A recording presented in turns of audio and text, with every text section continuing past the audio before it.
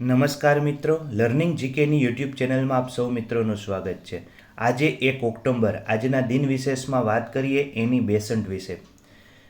ભારતમાં હોમ રૂલના પ્રણેતા, મહિલા અધિકારોના સમર્થક અને સ્વાતંત્ર્ય સેનાની અને સમાજ સુધારક એની બેસન્ટનો જન્મ 1 ઓક્ટોબર 1847ના રોજ લંડનના કલ્ફમ ખાતે આયરિશ પરિવારમાં થયો હતો. તેમનું પૂરું નામ એની વુડ બેસન્ટ હતું. તેઓ આર્યન લેડી તરીકે પણ જાણીતા છે. તેમજ ગાંધીજીએ તેમને વસંત દેવીની ઉપમા આપી હતી. જીપીએસસીમાં પ્રશ્ન પૂછાયેલ છે. તેઓ લેખન, વાંચન, સ્વતંત્ર વિચારો તેમજ અભિવ્યક્તિ માટે જાણીતા હતા. તેમજ ગરીબોની સેવાને શ્રેષ્ઠ ધર્મ માન્યો હતો. વર્ષ 1878માં પ્રથમવાર ભારત વર્ષ માટે તેમણે વિચાર પ્રગટ કર્યો હતો.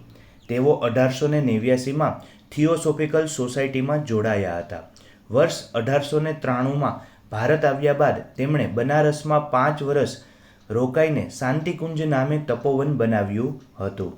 તેમણે ન્યૂ ઇન્ડિયા દૈનિક અને ધ કોમનવેલ્થ સાપ્તાહિક નામની પત્રિકાઓ પણ શરૂ કરી હતી. કોમનવેલ્થવાળો પ્રશ્ન પણ પૂછાયેલ છે. તેમજ 1895માં ભગવદ્ ગીતાનું અંગ્રેજી ભાષામાં લોર્ડ્સ સોંગ્સ નામે અનુવાદ કર્યું હતું.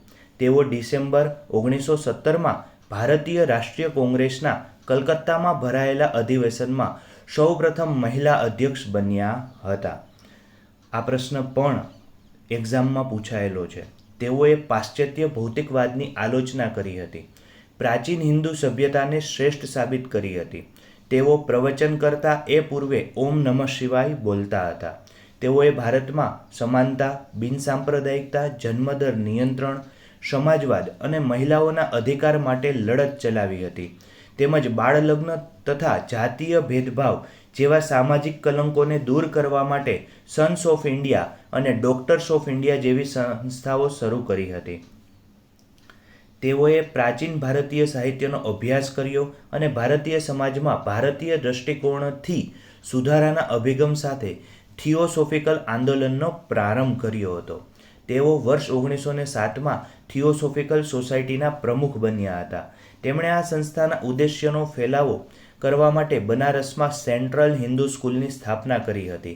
આગળ જતાં વર્ષ 1916માં તેનું બનારસ હિન્દુ યુનિવર્સિટી નામાંકરણ કરવામાં આવ્યું. વાત કરીએ થિયોસોફિકલ સોસાયટી વિશે તો વર્ષ 1875માં ન્યૂયોર્ક, અમેરિકા ખાતે અમેરિકાના લશ્કરી અધિકારી H.S. કર્નર આલ્કોટ અને રશિયન મહિલા મેડમ બેલ્વેટસ્કીએ થિયોસોફિકલ સોસાયટીની સ્થાપના કરી હતી. આ પ્રશ્ન પણ એક્ઝામમાં આવી ચૂક્યો છે. આંતરરાષ્ટ્રીય સંસ્થા છે અને થિયોસોફી મૂળ ગ્રીક ભાષાનો શબ્દ છે. થિયો એટલે ઈશ્વર થાય છે અને સોફિયા એટલે જ્ઞાન. આમ થિયોસોફીનો અર્થ થાય છે ઈશ્વર સંબંધી જ્ઞાન. સ્વામી દયાનંદ સરસ્વતીએ ભારતીય સંસ્કૃતિના પુનરુત્થાન કાર્યમાં સહાયરૂપ થવા કર્નલ આલ્કોટ અને મેડમ બેલ્વેટસ્કીને ભારત આવવા આમંત્રણ આપ્યું હતું, જેનો સ્વીકાર કરી બંનેએ ભારત આવી વર્ષ 1882માં મદ્રાસ એટલે કે ચેન્નઈ નજીક અડિયારમાં થિયોસોફિકલ સોસાયટીની સ્થાપના કરી હતી. આ સંસ્થાનો ઉદ્દેશ્ય માનવ માત્રમાં એકતા અને માનવતાની ભાવના પ્રગટાવવાનો છે. આંતરિક શક્તિનો વિકાસ કરવાનો તેમજ બાળ લગ્નનો વિરોધ, સ્ત્રી શિક્ષણની હિમાયત અને વિધવા પુનઃલગ્ન તથા ધાર્મિક આધ્યાત્મિક વિચારસરણી વિકસાવવાનો હતો. લોકમાન્ય તિલકે 28 એપ્રિલ 1916માં બેલગાંવ ખાતે હોમ રૂલ લીગની સ્થાપના કરી હતી. તેનાથી પ્રેરણા લઈ તેમણે સપ્ટેમ્બર 1916માં મદ્રાસ ખાતે હોમ રૂલ લીગની સ્થાપના કરી હતી. એની બેસન્ટે કરી હતી 1916માં, જેની ઉદ્દેશ્ય બંધારણીય માર્ગે સ્વરાજ મેળવવાનો હતો. તેમણે બ્રિટિશ સરકારને હિન્દને જવાબદાર રાજ્યતંત્ર અને સ્વરાજ વહેલી તકે આપવા અનુરોધ કર્યો હતો. તેમની યાદમાં મુંબઈના વરલી વિસ્તારમાં એની બેસન્ટ માર્ગ આવેલ છે. તેમની સમાજ સેવાની કદર રૂપે વર્ષ 1921માં બનારસ હિન્દુ યુનિવર્સિટીએ તેમને ડોક્ટરેટની પદવીથી સન્માનિત કર્યા હતા. 20 સપ્ટેમ્બર 1933ના રોજ અડિયાર, ચેન્નઈ ખાતે તેમનું નિધન થયું હતું. ત્યારબાદ વાત કરીએ 1 ઓક્ટોબર રાષ્ટ્રીય સ્વૈચ્છિક રક્તદાન દિવસ. દર વર્ષે 1 ઓક્ટોબરને રાષ્ટ્રીય સ્વૈચ્છિક રક્તદાન દિવસ તરીકે ઉજવવામાં આવે છે. તેનો મુખ્ય ઉદ્દેશ્ય રક્તદાનના મહત્વ અંગે લોકોને માહિતગાર કરવા તેમજ જરૂરિયાતમંદ દર્દીઓને તત્કાલીન જરૂરિયાત પૂરી પાડવાનો છે. Indian Society of Blood Transfusion and Immunohematology દ્વારા વર્ષ 1975માં 1 ઓક્ટોબર ઉજવવાની જાહેરાત કરવામાં આવી હતી. રક્ત એ માનવ જીવનનો મહત્વપૂર્ણ ભાગ છે. તે શરીરની વિવિધ પેશીઓ અને અવયવોમાં અગત્યનું પોષણ પૂરું પાડે છે. 18થી 60 વર્ષના સ્વસ્થ વ્યક્તિ જેનું વજન 45 કિલો કે તેથી વધુ હોય તેમજ હિમોગ્લોબિન 12.5 ગ્રામ કે તેથી વધુ હોય તે વ્યક્તિ રક્તદાન કરી શકે છે. ઓ રુધિર જૂથ ધરાવતા વ્યક્તિઓ સર્વદાતા કહે છે અને AB+ રુધિર જૂથ ધરાવતા વ્યક્તિ સર્વગ્રાહી કહેવાય છે. 14 જૂન વિશ્વ રક્તદાન દિવસ તરીકે ઉજવાય છે. ત્યારબાદ વાત કરીએ તો 1 ઓક્ટોબર વૃદ્ધજન માટે આંતરરાષ્ટ્રીય દિવસ. દર વર્ષે 1 ઓક્ટોબરને વૃદ્ધજન માટે આંતરરાષ્ટ્રીય દિવસ તરીકે ઉજવવામાં આવે છે. આ દિવસને વિશ્વ પ્રૌઢ દિવસ તરીકે પણ ઓળખવામાં આવે છે.